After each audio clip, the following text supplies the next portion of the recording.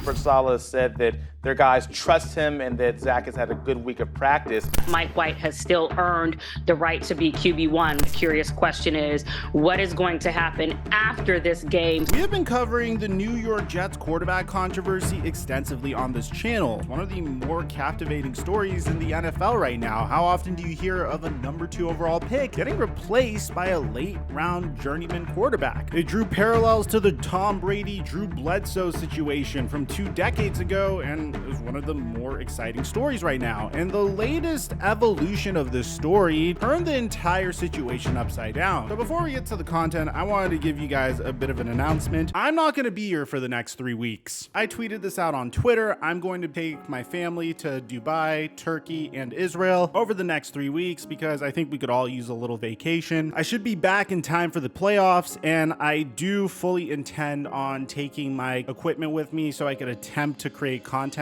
on the go. But if news gets out to you a little slower, if the editing seemed to be not as crisp as it usually is over the next 3 weeks, that's why. And also a huge shout out to my team, especially Human editing this video for an incredible job this year. I think we could all use a little break.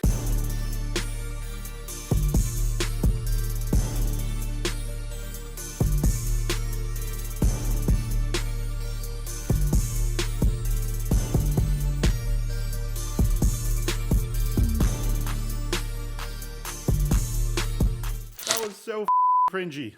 Beautiful. Mic check 1 2 1 2. What's going on, everybody? Mike White versus Zach Wilson is one of the most debated topics in the sports world right now, because on one hand you have your former number 2 overall pick, which would have been the number 1 overall pick if you tanked properly during the 2020 NFL season, but that's a different topic for a different day. But yeah, Jets fans, remember, you could have had Trevor Lawrence. It seemed like the question was, obviously Zach Wilson needs some help in terms of development as a leader and in terms of development as a quarterback in general. It seemed like there's multiple things that were off with Zach Wilson, but it was a little too early to punt on Zach Wilson or just completely move on from him. And the thing that made this situation more unique than your average quarterback controversy is the fact that it seemed like the entire New York Jets team rallied around Mike White over the former number 2 overall pick, Zach Wilson. I mean, around the trade deadline, you know, Elijah Moore tried to demand a trade. Denzel Mims tried to demand a trade during the preseason. Garrett Wilson wasn't getting that involved, and it got to the point where he called out his team following their loss to the New England Patriots. It was a combination of that and the fact that Zach Wilson didn't show his defense love. As an offense, though, I mean, when you guys are only able to score 3 points, the defense only lets up 3 points. I mean, do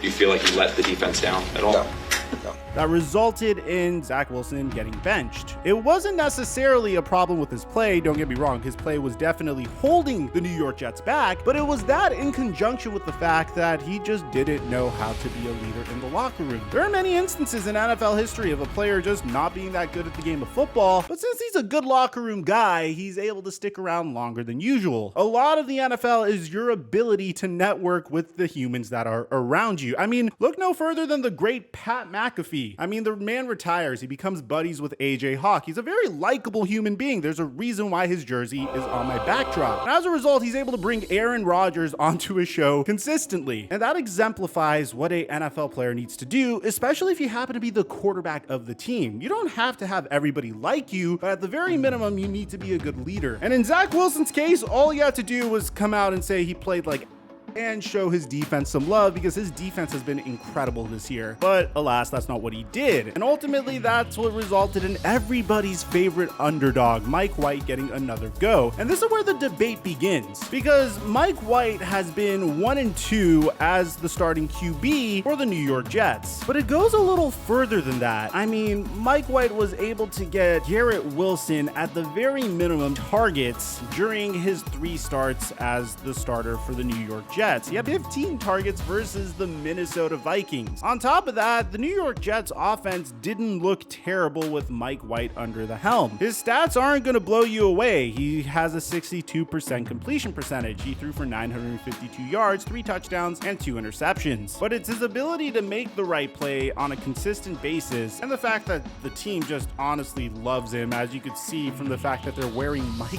White t-shirts prior to their game versus the Minnesota Vikings, that had Mike White stay as their quarterback so far. And it seemed like every game following the Chicago Bears win, even though the Jets didn't beat the Minnesota Vikings, Mike White still played admirably and put the Jets in a situation where they could have potentially beat the Vikings towards the end of the game. It wasn't a horrific offensive performance like their performance versus the Patriots. Versus the Buffalo Bills, which was his kryptonite last year. It was his worst game of his career last year, and it was inevitably what made him look human and ended the whole Mike White magic storyline. He performed even more admirably. Although it didn't really show on the stat sheet because he didn't throw any touchdowns, he didn't have any interceptions, the man had 44 pass attempts, completed 61% of his passes, and left the game on multiple occasions due to sustaining injuries throughout those games. He was rushed to the emergency room as a result of it. One of my friends who actually went to college with him texted him upon the incident happening. And ultimately, that's what got us into the situation we're in now. Mike White sustained some pretty intense injuries as a result of that game versus the Buffalo Bills. But that didn't stop him on Thursday from saying that he had no doubt that he would be ready to face the Detroit Lions at MetLife Stadium. But unfortunately for Mike White, he would not get cleared for contact by team doctors, according to Robert Saleh. He was cleared for practice, which he has been doing. He feels fine. Our doctors, and rightfully so, would not clear him for contact. Mike White, who is an absolute warrior and has been doing everything he could this week to try to